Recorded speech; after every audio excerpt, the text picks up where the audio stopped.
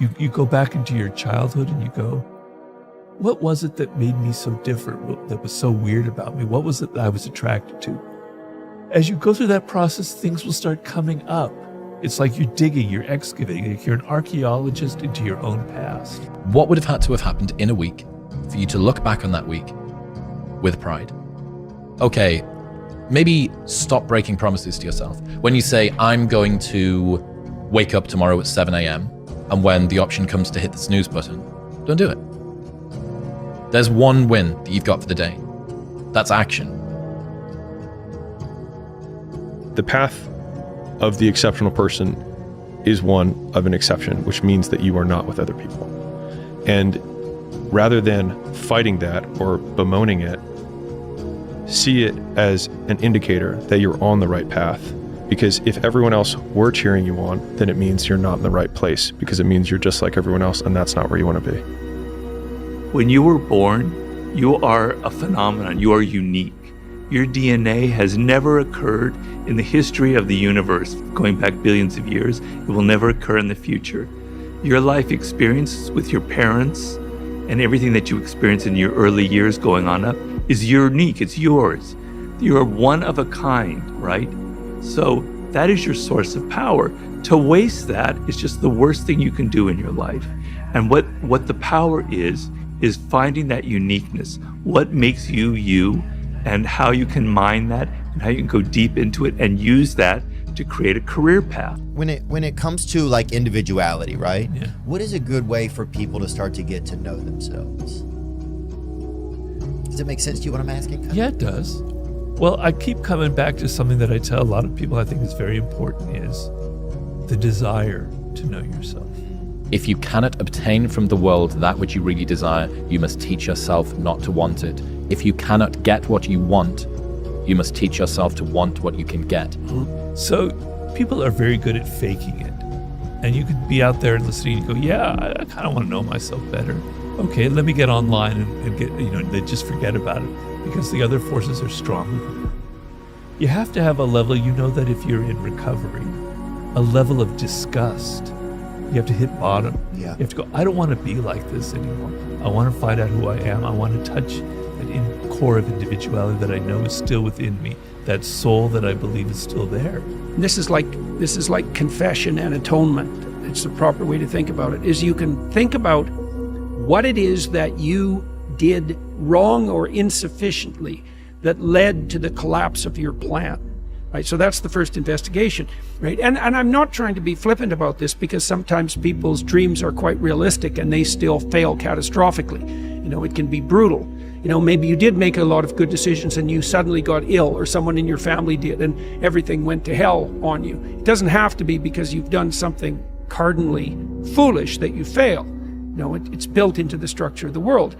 But it doesn't matter. You can also retreat into yourself and you can say something like, all right, I need to retool my conception of strategy, but also potentially my conception of goal. Maybe I'm looking in the wrong place. Maybe I have to look somewhere else. Yeah, it's like using a brush and brushing off. You see a little bit of bone, and then you're like, Yeah. What other questions can I ask around here that might help me remove a little more dirt? Yeah. And memories will come up, like your memory when you're 2 years old and your brother popping up his head. Things will start coming back to you. And you'll start connecting to who you were when you were young, and you're connecting to who you were as an adolescent. What did I do that wasn't as good as it could have been, and where did I fail to look so that the probability of my failure was higher? Now, to ask that question, you have to want the answer. That's what it means to knock or to ask or to seek. This is no joke. It's like you have to want to know.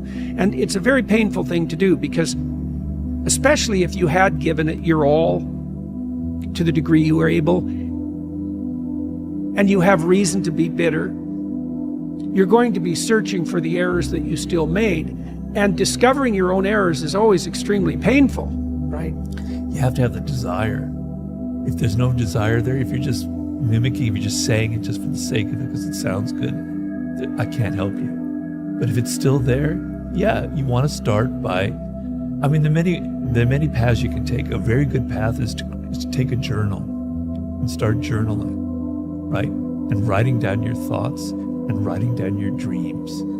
And when I say that, I say, don't do it on a computer. I mean, I know a lot of young people don't know how to handwrite anymore, but pick up a pen. I still handwrite a lot of things. Pick up a pen and a journal and write it down. And so you have to be willing to strip yourself down. That's what humility means fundamentally. And then, but the advantage is, this is why it's so useful to listen to people.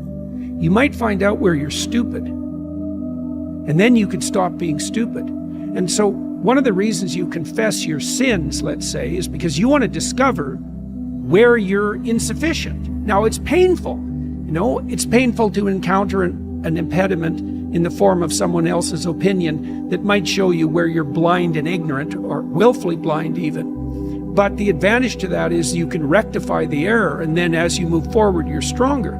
So there's a gospel statement that's very relevant to this. So Christ tells his followers that if they knock, the door will open. If they ask, they'll receive. And if they seek, they'll find.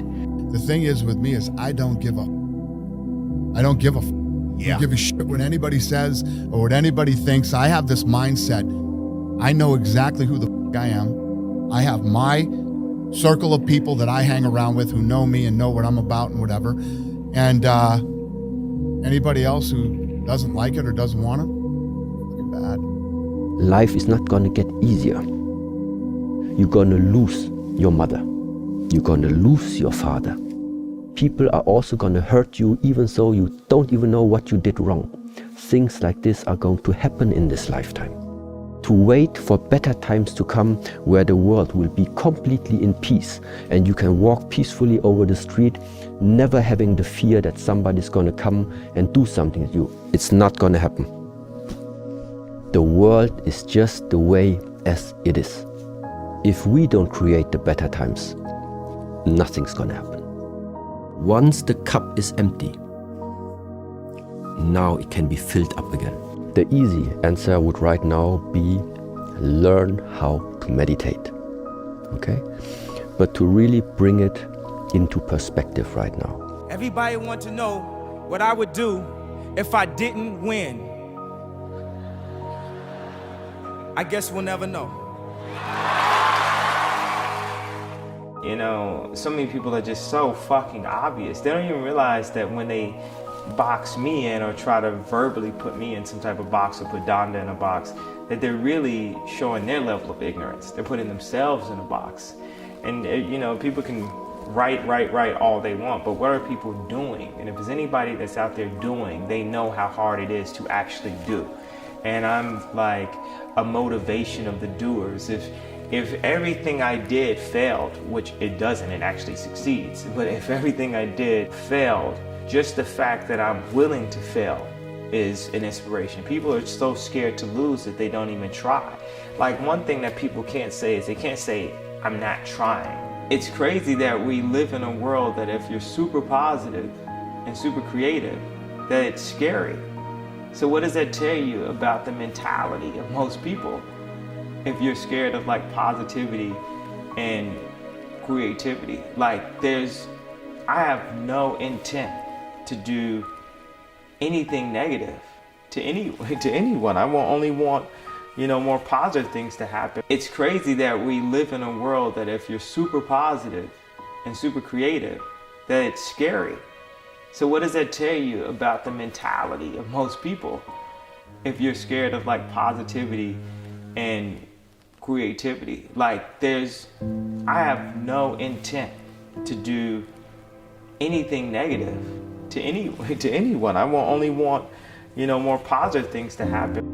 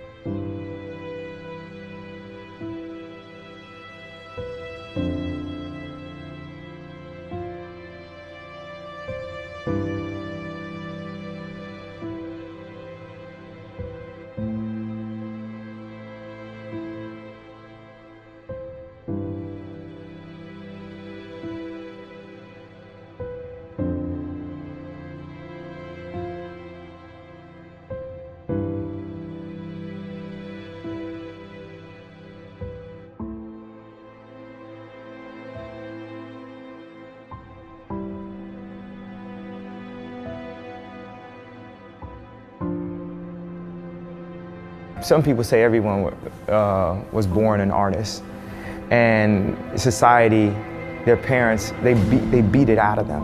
You know, there's times, there was someone after I said I was going to run for president that showed me like a videotape of somebody making fun of me about that concept, and I was thinking like, wow, if this person was doing this from my age of 3, I would have never been me. And, you know, people say geniuses are kids with good parents. So, how do you nurture the things that people would call weird and to something that could be considered to be, to something that would be exceptional? Like, so many movies are based on this anti-hero that's up against all odds doing the exceptional. 39-year-old Kanye West talking to you right now. Play this shit back in 10 years. I build things that mean things to people. I make the Christmas presents. To this date, they do not understand who I am. They will not understand till after I'm gone. So you ask me who do I look up to? I'm like, I'm inspired by Walt Disney.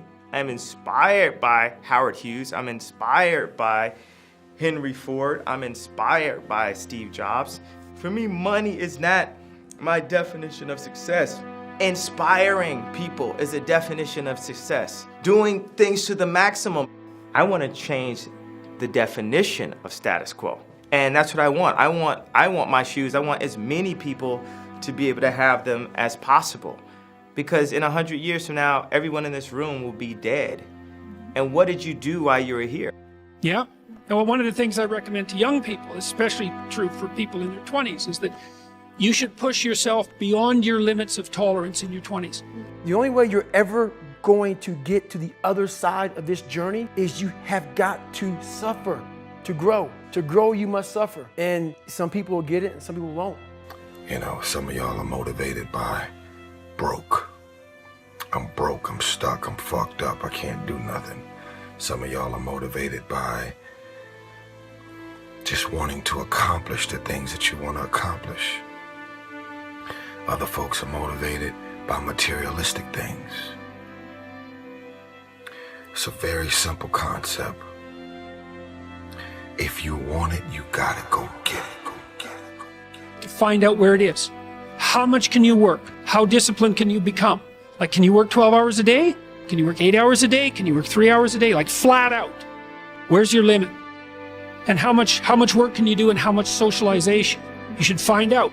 Push yourself past and then back off to that point where it's optimally sustainable. It's good to think about that as a goal. It's like you're trying to discover what your limitations are when you're in your 20s so that you can hit that edge, so that you can sustain yourself across the decades. And so, yeah, because you don't want to have too much fun, right? Too much fun takes you out. You don't want to be the oldest guy at the disco. You know, it's not fun being the 40-year-old at the singles bar, precisely. So you want to make sure that what you're doing is age appropriate, and you want to push yourself in every direction that you can, but you should be doing that with an aim in mind. It's like you're trying to make yourself into a better and more competent person. And so some discipline along with the fun is a good idea. Your life was basically the perfect grounds for training for where you need to go in your life. All the beatings, all the bullying, all the, you going through learning disabilities, all the struggles. It was the absolute perfect training ground for you to go to where you need to go. And that's how I started looking at my life versus woe is me, poopy pants, kick a rock down the street mentality. It was, nah, God just hooked you right the fuck up. I want to see that guy who immersed himself in fucking hell. And he thought about quitting and leaving and his wife and his kids. And why am I here? Is it worth it? All this crazy shit. And still said and found out a way to get through it. So basically that's the bottom line of it all. We all want to read about how we can quickly get somewhere. That's why the 6-minute abs and all sort of shit is so powerful. You may get some results from it, but they're not permanent. I'm able to just extract dopamine, the good dopamine whenever I want. Man, I've trained 99% of my life alone. No one pat me on the back. I did all of the work alone. And while I'm still hard on myself, I know what I did. So whenever times get bad for me, people, all this, who's gonna carry the boats and what? That's real. I hate that people know me for that guy, because that guy is not every fucking day. Like when they see me, they want that energy. That's not me every day. I can extract it immediately when I need to, because when you train alone, and I lived alone for so many years in this misery, and you're able to get out by yourself, I can take myself to such a level of real passion and purpose. And like the feeling I get is something I can't even explain by myself. I don't need anyone. That's why people come to me to motivate them. No one can motivate me.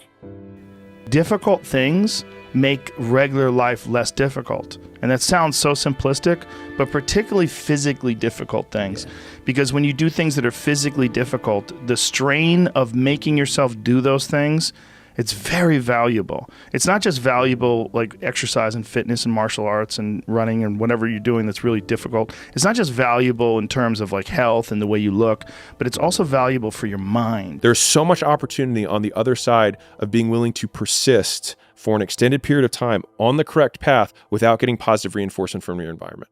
And the longer you can stick with something without that positive feedback loop in terms of the big external thing, the easier the opportunities are, because so few people can pursue them. You're going to lose sleep. You'll doubt whether it'll work. You'll stress to make ends meet. You won't finish your to-do list. You'll wonder whether you made the right call and have no way to know for years. This is what hard feels like, and that's okay. Everything worth doing is hard, and the more worth doing it is, the harder it is. The greater the payoff, the greater the hardship. If it's hard, good. It means no one else will do it. More for you. You have to make that a tattoo on your fucking brain, so when that hard time comes again, you don't forget it. You may forget it for a second, but you can go back in the cookie jar, I call it. It's something that we've all endured. And tomorrow, I go back to the grind again and again and again and again. I don't have time to put you into the hate bank. There's no hate. It's all filtered out, man, through the grind. People don't get it. There's great joy in the grind. Great joy in the suffer. It totally cleanses your body out, man, of any kind of hate. Makes you grow up. The bottom line is, no one's coming. No one. No one's coming to push you. No one's coming to tell you to turn the TV off. No one's coming to tell you to get out the door and exercise. Nobody's coming to tell you to apply for that job that you've always dreamt about. Nobody's coming to write the business plan for you. It's up to you. And because you're only ever going to do the things that you feel like doing right now or that feel good right now, unless you understand that you've got to parent yourself, you got to push yourself, you're not going to make your dreams come true. You're just not. We're not wired that way. You weren't born that way. You weren't that way when you were growing up, and you're certainly not that way as an adult. It's time to stay focused. It's time to decide, fuck clubs, fuck partying, fuck trying to fit in and socialize, rub elbows with everybody so people can stop calling you weird. Why are you so antisocial? Because I'm trying to get it. Why are you staying on the basketball court so much? Because I'm trying to get it. Why are you out there practicing in the hot sun when ain't nobody else out there? Because I'm trying to get it. Why are you not clubbing? Like every time I text you and invite you to go do something fun and cool, you always studying? Because I'm trying to get it. Let me tell you something, homie. These women ain't going nowhere. These clubs, these parties, all this shit ain't going nowhere. The more weird you are is a reflection of how committed you are to focusing on your shit, molding and shaping and developing your ideas and your craft so that when it's time for you to make your rounds, you gonna fly. Stop running around here trying to live up to the hype, homie. You ain't got it. You ain't got it. Stop fronting. And I'm not coming at y'all on any other level but keeping it real. The life that I live, I deserve this life because I worked my ass off to get it. Y'all out here running around creating this smoke on the brink of destruction, and it's all self-inflicted. You did it to yourself. Trying to live up to the hype and create the smoke that you doing it. You ain't doing it. You still got work to do. Stay on that basketball court. Stay on that football field. Fuck all the homies texting and calling and trying to make you feel bad about being so focused. It's grind season, homie. It's not about today. It's about the future. You do the work now. Now, and I promise you, every single person who wants to do something with their life and has done something with their life has gone through the exact chapter that you're going through. And it's the lonely chapter. It's the chapter where you don't fit in with your own friends, but you don't have the outcomes yet to fit into a new group of friends. And you're doing this thing, you're consuming content on the internet, you're doing these free tutorials online to try and figure out how to set up a podcast and where do I host this thing? And then you're going through this and you're like, is this even worth it? Because you have no signs of success, right? But if there's anything that you can take away from what we're saying right now is that the sign of success is the hate that you get along the way. And what you can't do is bend the knee to their hate and fit back into the conformity because it's comfortable and it's warm. Because like in the Matrix, when Trinity opens the door, when Neo's about to go take the red pill and he wants to get out of the car, she says, Neo, you've been down that road and you know exactly where it leads. And I know that's not where you want to be. And then he closes the door. Like right now, this moment that you're going through is Trinity opening the door and being like, you could go back, but then you'd have to remember exactly what the reason was that you decided not to go out to begin with, just because you listen to this podcast and you consume this content, you're like, I can fucking do more than this. Like, because you are starting to live in some of that hell where you look in the mirror and you're like, I can do more. And you start to see the person that you could be. And you're like, this does start to feel like hell. So whenever shit gets nasty, David Goggins goes, you had nobody anyway, motherfucker. So see how I'm talking myself right now? That's me. That shit fires me the fuck up. That shit makes me fucking nuts. You had nobody anyway, motherfucker. Look around you. There was no fucking team. It was you. There was no weight loss program or mom and dad waking you up saying you can do it, you can be better, trying to build belief. You built belief when you had nothing. Rock bottom. You did that. So as times get hard for me, the truth comes out. And my truth is powerful as fuck. It's real. It's tangible. Feel it. It comes out of my brain as I speak about it. I'm reliving every single dark moment of my life to be here. So that is what people don't get. That is what motivates David Goggins, is the unseen work. But everybody needs that pat on the back. They need that training partner. They need that accountability coach. I don't need that shit. And neither do they. But it's what we've trained ourselves to believe that we need. If you want to be great, you want to be the baddest motherfucker ever at what you do, you're going to be misunderstood by everybody because you're going to be so fucking obsessed and so driven to get there. And that's what it takes. That's the truth. It takes every second of your fucking life. Anybody says balance? Yeah, balance is important for a lot of fucking people. It is. But if you want to fucking go to that edge where people do not like you, don't understand you, question everything you fucking do, you've arrived. When you are misunderstood to the point where fucking people think you're psycho and you're nuts and you're this and that, why are you in the fucking gym at 1 o'clock in the fucking morning? You just got to doing an op for fucking 13, 14 hours after Ranger School, man, at the gym. What is wrong? You will never understand what is wrong with me. And that's why I'm so fucking glad you don't, because I'm in the right fucking spot. When people don't understand you anymore, you're in that spot of obsession and drive, where people are like, what the fuck is wrong with this guy? I don't want to talk to you, man, because you're not going to get it. You're not going to get it. Boom. Don't want you to get it. Yeah. Don't want you to get it. People only root for people who don't need it. Like the amount of times when I was on my lonely path where I was too different from the friends that I had, but not successful enough to be friends with the people that I wanted to be friends with. That's when you want people to root for you. That's when you want people to support you. Once you've already won, people are like, he's amazing, he's so good. But like, that's the time when you need it the least. And so you always have to be the person who roots for you before everyone else does. And it's usually a single clap in the auditorium for a very long period of time. It is a slow clap that's just you rooting for you. And that visual, I think, is one that you can kind of take, because it is, people struggle to do things alone.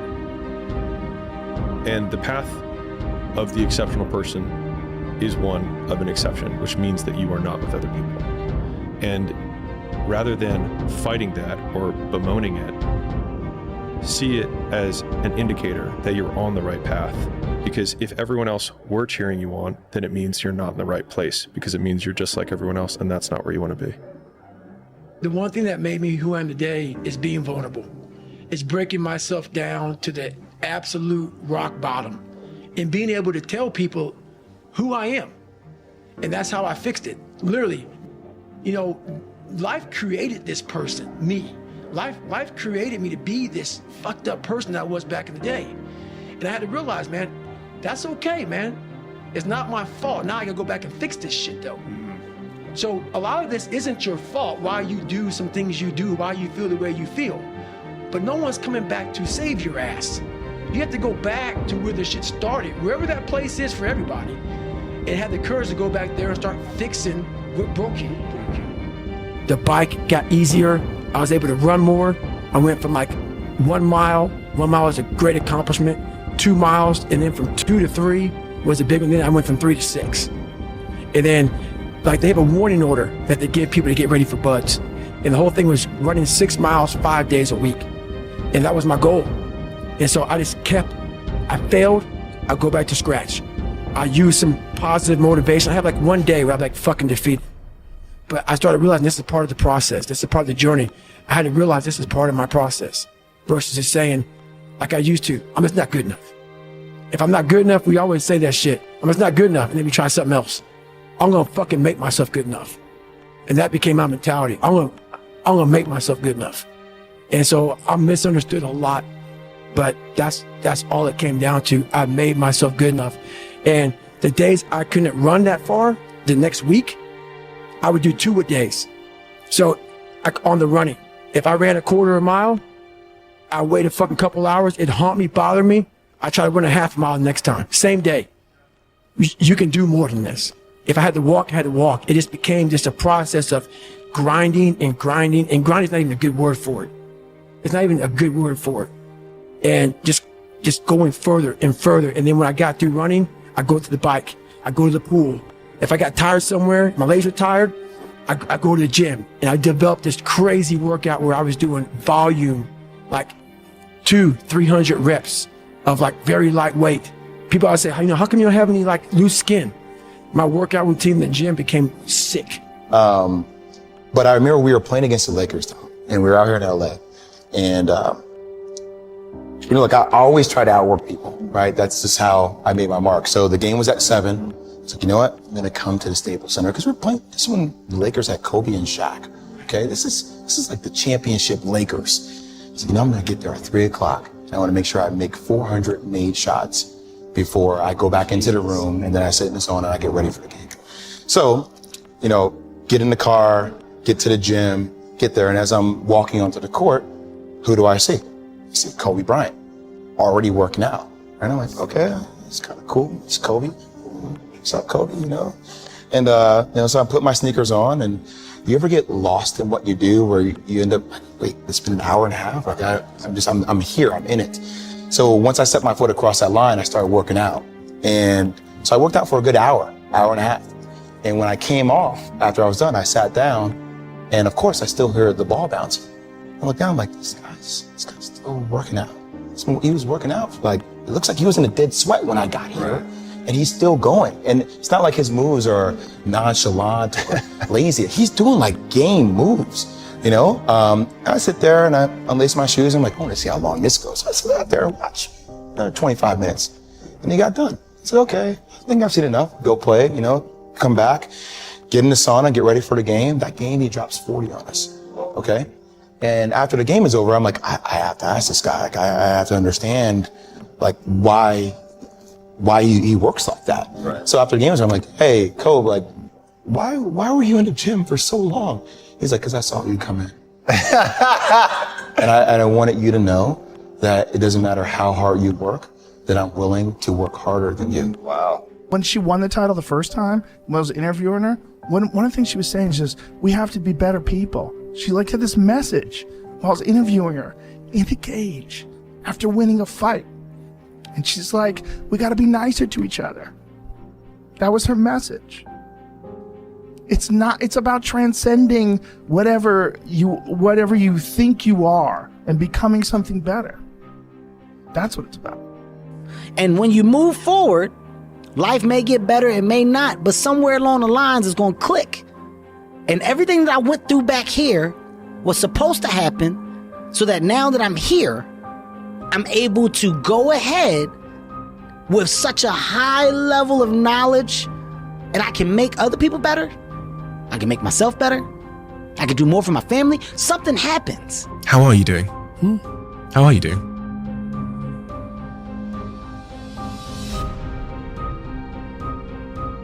You can see me out of your butt, and you matter, alright? There's always gonna be somebody that cares about you, and you're a good person. No matter what people say, you matter. The thing is, if you just do stuff and nothing happens, what's it all mean? What's the point? Oh right, this whole thing is about self-acceptance. I would say ask her out. No matter who she is, whether she's a job or a new city or a actual person. You know, whether she's an opportunity or a fear. And when you move forward, life may get better, it may not, but somewhere along the lines it's going to click. And everything that I went through back here was supposed to happen so that now that I'm here, I'm able to go ahead with such a high level of knowledge, and I can make other people better. I can make myself better.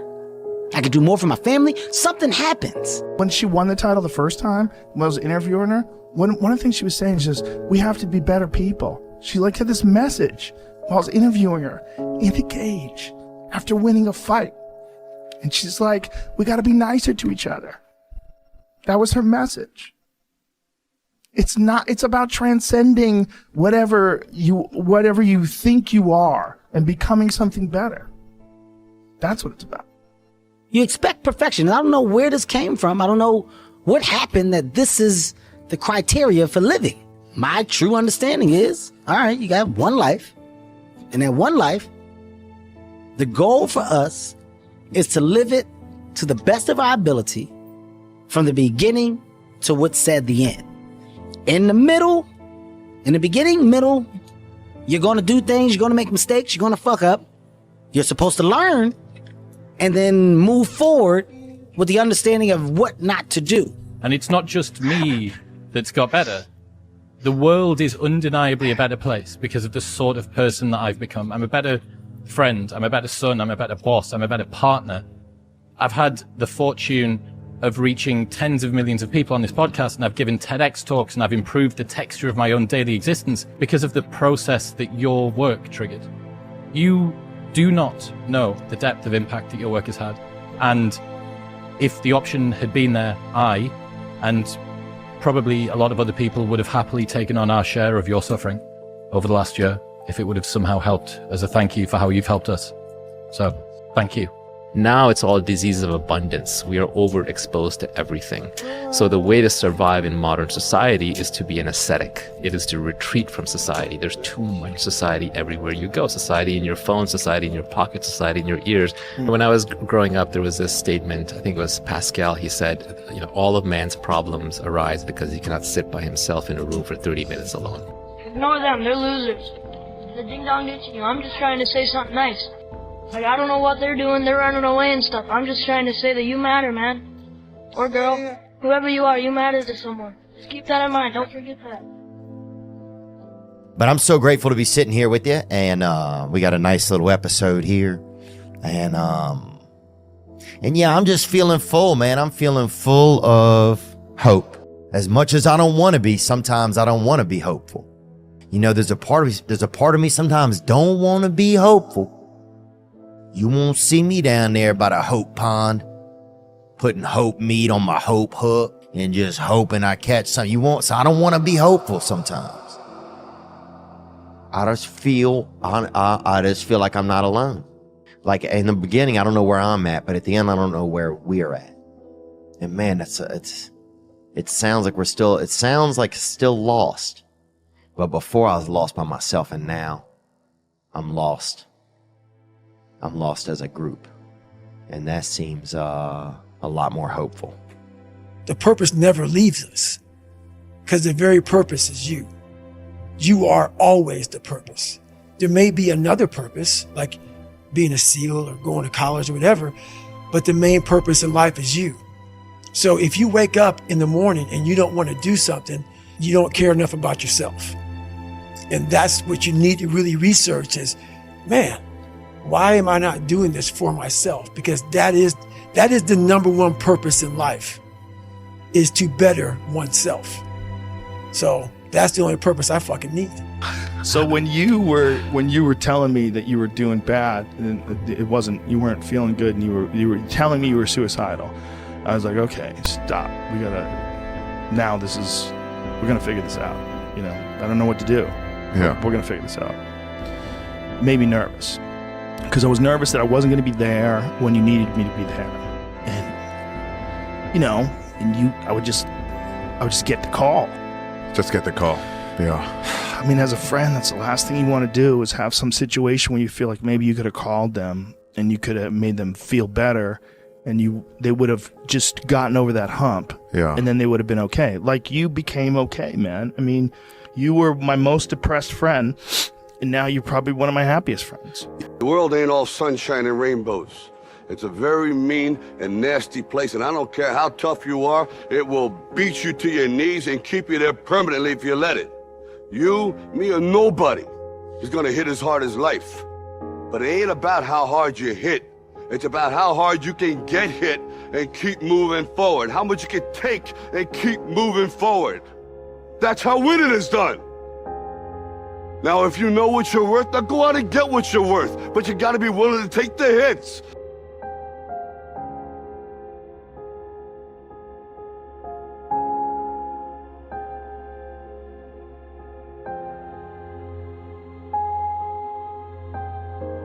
Because I know every motherfucker ain't gonna do what I'm gonna do. So this is how you level up. That's how you level up. I know there's a whole bunch of people with that right there. That fires me up. That makes me fucking happy, what you just said. That brings joy to my life right there. Why? Because I know there's so many people that have the ability and just refuse to get off that couch. Refuse to study a few more hours, refuse to go deeper, to go further. And that's where I gain the advantage. It's so easy to be great nowadays, my friend, because most people are weak. Most people don't want to go to that extra mile. Most people don't want to find that extra because it sucks. It's miserable. It's lonely. The fear is never reaching your potential. That's it. That always falling short, always quitting before you're done, always procrastinating, always not doing the right thing. And then one day you're an old man. Yep. And you look back and go, God, I could have been great. Yep. It could have been great. I became obsessed. I became obsessed with being the baddest motherfucker that God ever created. Am I that? I don't care. I believe it. And I was trying to tell him, once you become obsessed with something, obsessed, it's okay to be unbalanced for a while. It's okay. Don't be all this stuff people say, you gotta be balanced. To be the best in the world at what you do. It's not about being a Navy SEAL, people. The best at what you do, you have to be unbalanced to find every bit of fucking energy and strength that you have to pull it off. Now, the only place to go from failure is to win. You have to achieve failure. You have to take it that far. Nobody wants to go that far. It's too scary. But you know something? I got news for you. That's where winning is. It always has been. Be the guy who embraces the ugly, the miserable.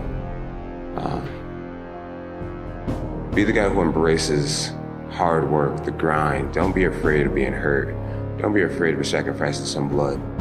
That's why losing in life is so important. Whether it's getting dumped, getting fired, losing a game, loss, those feelings where things didn't work out your way, that's important because it lets you know this is the bad feeling that comes when it goes wrong, and you improve, and then it makes the good feelings of victory all the better. In everybody's journey where they are so different because they've started to do new things that they no longer fit in with their old set of friends, but they're not sufficiently developed that they've gained their new set of friends and they're unsure. Should I go back? Should I lean back into getting a bag in with the boys on a weekend? Is that the highest, way that I can live my life passion forward? Because that's what everybody else does. And all of my friends are taking the piss. Oh, not drinking again. Too good for us, are we? Not going out again this week. Oh, okay. Well, enjoy staying in home and reading. Fucking nerd. So you're going to feel the pain of being ostracized from the group of friends that you used to have. But you're stuck in this messy middle where you haven't yet worked out who you are on the other side of this. And that lonely chapter that's in the middle is something that I would say almost nobody that I've ever met who has gone from a place where they are to a place where they want to be hasn't gone through. If you don't fail, you're not even trying. My wife told me this great expression. To get something you never had, you have to do something you never did. Is that hard times create hard men.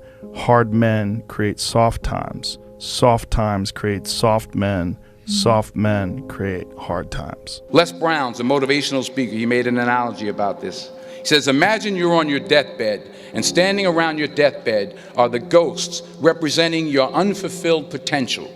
The ghost of the ideas you never acted on. The ghost of the talents you didn't use. And they're standing around your bed, angry, disappointed, and upset. They say, we came to you because you could have brought us to life, they say. And now we have to go to the grave together. So I ask you today, how many ghosts are going to be around your bed when your time comes? The hardest thing in life is figuring out who you are and what you want to do for the rest of your life. And once you figure that out, you wake up every day and you work toward it. It's impossible for you to fail if you know who you are, what you want to do, and you wake up every day and work toward it. When I seen that Bentley at the boxing gym and I seen that diamond Rolex, I said, I want that. And I knew what it took. So I know when my opponent is asleep, I'm out there at 4 or 5 in the morning, chopping trees, working, to this day. Because I can retire today. I'm well off, very comfortable. But I got the will to win. Work, work, work, work, work. No results, but I'm a little bit better. Work, work, work, work, work. Work, work, work, work. No results, but I'm a little bit better. Work, work, work, work, work. No results, I'm a little bit better. Work. Boom. Just got paid. I just got paid. And it looks like overnight success. Yeah. It's like, oh, shit. It happened in a year. No, bro. Sacrifice temporary fun for permanent dreams, or sacrifice your permanent dreams for temporary fun. Those times when you get up early and you work hard, those times when you stay up late and you work hard, those times when you don't feel like working, you're too tired, you don't want to push yourself, but you do it anyway. That is actually the dream. When they saw me in the gym in the pumping iron days, they said, why is it that you're working out so hard? 5 hours a day, 6 hours a day, and you have always a smile on your face. The others are working out just as hard as you do, and they look sour. And I told people all the time, I said, because to me, I am shooting for a goal. In front of me is the Mr. Universe title. So every rep that I do gets me closer to accomplishing that goal, to make this goal, this vision turn into reality. Every single set that I do, every repetition, every weight that I lift will get me a step closer to turn this goal into reality. So I couldn't wait to do another 500-pound squat. I couldn't wait to do another 500-pound bench press. I couldn't wait to do another 2,000 reps of sit-ups. I couldn't wait for the next exercise. We got to face adversity. Adversity breeds character. We have to be willing to go through hardship, through suffering, through pain, through crying periods. All of that stuff, don't shy away from any of that because it just makes you stronger. And I think today, a lot of times, our youth is so into kind of, oh, let's make him feel good. Oh no, let's be more sensitive. Well, you should be afraid of taking risks and pursuing something meaningful. But you should be more afraid of staying where you are if it's making you miserable. It's like the first thing you want to do is dispense with the idea that you get to have any permanent security outside of your ability to contend and adapt. It's the same issue with children. It's like you're paying a price by sitting there being miserable. And you might say, well, the devil I know is better than the one I don't. It's like, don't be so sure of that. The clock is ticking. Yeah, and if you're miserable in your job now and you change nothing, in 5 years, you'll be much more miserable and you'll be a lot older. What would have had to have happened in a week for you to look back on that week with pride?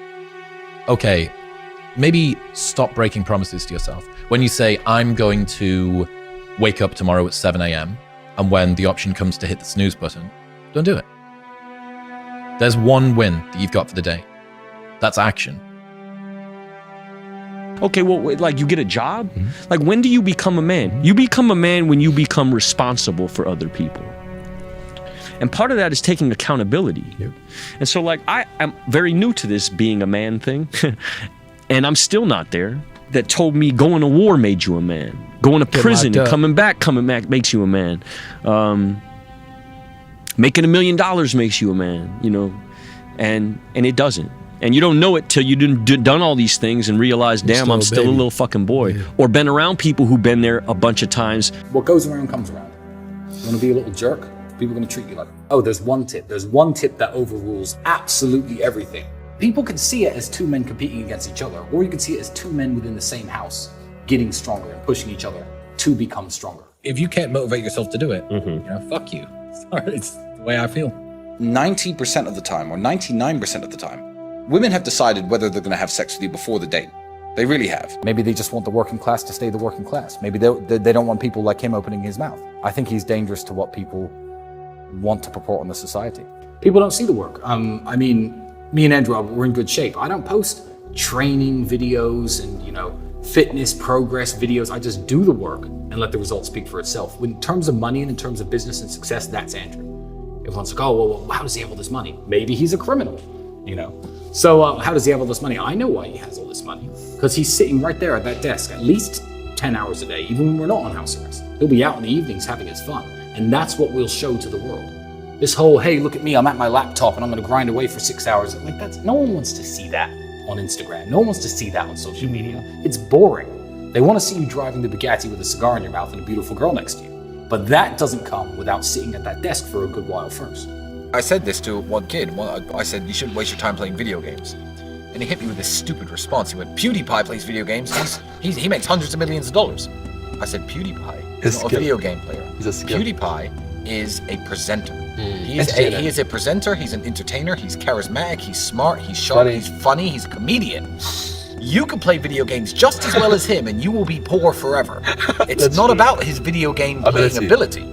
It's about how he markets himself. So yeah, self-marketing is his talent. Yeah. More than anything else. Well, yeah, it's the old saying of, you know, you become the average of the 5 people you hang around with the most. That's older than the internet. That saying it predates the internet. But essentially it means the 5 people who influence you the most. And, you know, if you do live alone or if you don't have many friends or you don't have a big group of people, what you're watching and what you're listening to influences you massively. So yeah, cut the crap out. Exactly the same with a healthy diet. It influences your health. A healthy mind is exactly the same thing. Scrolling up and down Netflix, watching trash all day is not going to get you anywhere in life, literally, ever. Whereas, you know, you might hear a piece of advice in a podcast, in this podcast, that, you know, makes you wake up and think, you know what, I actually need to get my shit in order. So yeah, be careful what influences you. Let me tell you a good story about being kind to waiters and bartenders, especially in the city that you live in. It's an investment. Yeah. It's an investment to throw money around. I do it here in Dubai because I spend a lot of time here. I certainly do it in Bucharest. I was on a date with a Romanian celebrity. I'm not going to name drop her here, but famous girl, a few million followers on Instagram, etc. And the lights had gone out in the garden of one of the fanciest restaurants in town. So obviously being one of the fanciest restaurants in town, they put a bunch of candles on every table. So I was sitting there as the waiter was pouring our champagne. I said to the girl, I said, you know what, I specially organized this. I called my friends at the electricity company, I had them shut down the power grid just so we could have candles tonight. And she goes, hi, all right, Tristan, yeah, where's my flowers? As a blasé comment, because she knew I was joking. She knew I was bullshitting. The waiter, good friend of mine, had, when pouring the champagne, overheard this. no joke, 2 minutes later, he comes over with the biggest bouquet of flowers he must have taken from behind the restaurant. Mr. Tate, here are the flowers you ordered. And I sat there, straight face, ice cold, sip my champagne. 10 minutes later, I was like, "You have to excuse me." I get up. I was just like, "My man!" I was like, "No way! Did you just do that?" So, and why? Why? Because I'm rude to waiters? Because I didn't get to know his name? Right. I've been eating at that restaurant for 2 years before that. I throw money around. I tip well. He knew exactly who I was. So, being kind to people pays dividends. Not only is it, do women notice it, because they really do. Yeah. But the staff notice it and they treat you better. And being treated with respect around women is a huge turn on for women. Mr. Tate, how are you? Oh, let me just clear this parking spot. Sorry, we have no tables. Let me just put one out for you.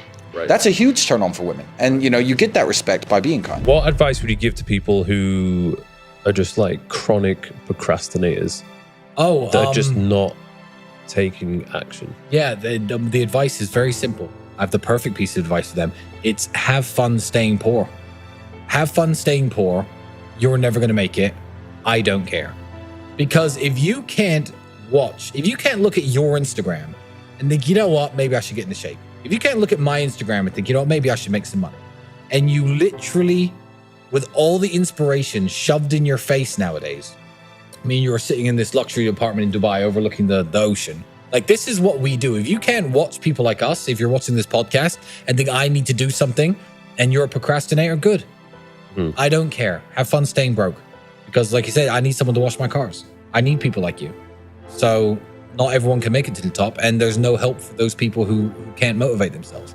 If you can't pay your bills, it's hard to pay your rent, you're eating the crappiest food, you're driving the crappiest car, all the beautiful women in the world don't look at you, you can't afford any nice clothing, and you're sitting around thinking, oh, well, just a few more hours playing Fortnite, then that's your station in life, and enjoy it. Maybe what are some strengths and things he does that the rest of the world doesn't see that you know? Andrew is the hardest working man I've ever met. Even with the lifestyle he lives now, and as fun as it looks, and it is fun, and all the fun shit we do is real. Even if we are in a luxury hotel in the south of France where you're paying $10,000 per room, Andrew will be up at 7 o'clock in that hotel gym. He'll message me at 8:30. I'll wake up next to God knows who. Whiskey spilled all over the desk. But again, that inspires me. And he'd be like, emergency meeting in my room. Emergency meeting, he always said. So I go to his room. So the whole world is aware of his emergency meetings. And he'll bring up tiny issues with the business that, I could have slept on quite happily. But again, it's like me doing the exercise when he won't. It pushes me to be a better person. And Andrew will happily work 15, 16 hours a day and then go out and spend 4 or 5 hours having fun and blowing loads of money. It doesn't come from the sky. It's not magic. We're not trust fund kids. We didn't win the lottery. He is the hardest working man I have ever met. And the fact that I can even live with him and try to keep up is a testament to me, because it's difficult, In life, folks, you cannot change your life unless you change something. If you always do what you always did, you'll always get what you always got. What one great thing would you dare to dream if you knew you could not fail? If you knew beyond a shadow of a doubt that you could not fail, what one thing would you set as a goal for yourself? What if you only had 6 months to live? What would you stop doing? What would you do more of? Who would you spend time with? Is what you really value? What is really important to you? Interesting about being alive is that you're all in. No matter what you do, you're all in. This is going to kill you. So I think you might as well play the most magnificent game you can while you're waiting. Because do you have anything better to do? Really? Why not pick the best thing possible that you could do? Why not do that? Maybe you could justify your wretched existence to yourself that way. I think you could, because you're more powerful than you think. Way more powerful than you think. I mean, God only knows what you are in the final analysis. You're blind to your own weaknesses, but you're also blind to your own strengths. And then it would be better for the community. It's like, how far could you take that? If you stopped wasting time, and if you stopped lying, and if you oriented yourself to the highest possible good that you could conceive of, and you committed to that, how much good could you do? Well, I would say, why don't you find out? The time is now. The time is now to express and for people to believe in themselves. The time is now for it to be okay to be great. People in this world shun people for being great. for being a bright color, for standing out. But the time is now to be okay to be the greatest you. Person and work and get to the top of whatever it is that you want to get to the top of. You know, and stand up for yourself. Be a bit of a light on the world instead of a blight. You know? And you can tell young people that, and they haven't been told that by anyone now. And yeah, it might, so why don't you go do it? That's what the damn universities were supposed to be teaching people, and they've forgotten that. You have to live in it, you have to be comfortable in it, and then maybe some of that shit will help you a little bit along the way. And if you don't have any of this, you do not get your character tested, you do not advance in your own perception of who you are in this world and how you engage with all the other people around you. Your life was basically the perfect grounds for training for where you need to go in your life. All the beatings, all the bullying, all the, you going through learning disabilities, all the struggles, it was the absolute perfect training ground for you to go to where you need to go. And that's how I started looking at my life versus woe is me, poopy pants, kick a rock down the street mentality. It was, nah, God just hooked you right the fuck up. I want to see that guy who immersed himself in fucking hell. And he thought about quitting and leaving and his wife and his kids. And why am I here? Is it worth it? All this crazy shit. And still said and found out a way to get through it. So basically that's the bottom line of it all. We all want to read about how we can quickly get somewhere. That's why the 6-minute abs and all sort of shit is so powerful. You may get some results from it, but they're not permanent. Difficult things make regular life less difficult. And that sounds so simplistic, but particularly physically difficult things. Because when you do things that are physically difficult, the strain of making yourself do those things, it's very valuable. It's not just valuable like exercise and fitness and martial arts and running and whatever you're doing that's really difficult. It's not just valuable in terms of like health and the way you look, but it's also valuable for your mind. You're going to lose sleep. You'll doubt whether it'll work. You'll stress to make ends meet. You won't finish your to-do list. You'll wonder whether you made the right call and have no way to know for years. This is what hard feels like, and that's okay. Everything worth doing is hard. And the more worth doing it is, the harder it is. The greater the payoff, the greater the hardship. If it's hard, good. It means no one else will do it. More for you. I can't catch a break, guys. Yeah. Get them the fuck away from me. I can't be around those guys. I don't want to hear that shit. I don't want to hear that shit. I don't buy it. Because everybody has bad breaks. Yeah. I've had a shit ton of bad breaks. But you know what I did? I stayed up. Yeah. And I thought through it. And I figured out what the fuck I did wrong. And then I went back. It's like I fucked up everything I've ever done 100 times. There's no other way to do it. And I've had a bunch of shitty breaks. Everybody has. But you got to realize when you have those shitty breaks what that is. It's an opportunity for you to reassess, reboot, get better, figure out another way, find another way through. It's just little challenges. Bro, you gotta fucking stop. You gotta stop with all this I can't catch a break bullshit. All the time you're complaining, you could be instead hustling. You could be instead chasing your dream. You could be instead figuring out what you're doing wrong, trying to improve certain aspects of your life, getting your shit together, reading a book, meditating, something. Fucking something. I make myself do things that are very uncomfortable, that I don't want to do. And by doing that, I develop this strength and perseverance. And some people hear that and like, I don't even want to do that. I don't want to take a fucking nap. You're exhausting me. And like, I'm not you. I don't want to do that. And they just like, it takes them away from that. And I'm like, you don't even have to do that. Mm-hmm. Just go for a fucking walk every day. It sounds like it's easy to do, but there's when that walk comes, when you look at your clock, oh, it's 8 o'clock, time to go for that walk. You're like, I don't want to walk. I would just rather play video games. I don't want to walk. I'd rather like read emails. I don't want to walk. I'd rather like scroll through TikTok. But if you just force yourself to go for that fucking walk every day, you will develop mental perseverance. You will develop some tenacity. You'll develop the ability to force yourself into work.